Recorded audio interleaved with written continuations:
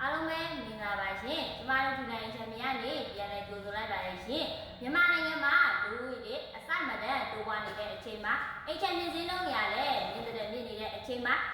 ဈေးနှုန်းရလည်းတိမ်နဲ့တောင်းမကြောခြင်းမူထန်းဖို့ရက်ကိုလည်းလူချင်ပါရဲ့ဆိုတဲ့မိတ်ဆွေတို့အတွက်ကျမတို့ဒီတိုင်းချန်ပီမှာဒီကလေးတစ်ခွက်ရှိပါတယ်ရှင်စိတ်ဝင်စားလို့ပိုင်ဆိုင်ခြင်းနဲ့ဆိုရင်တော့ဒီဗီဒီယိုလေးကိုအဆုံးထိကြည့်သွားပြပါရှင်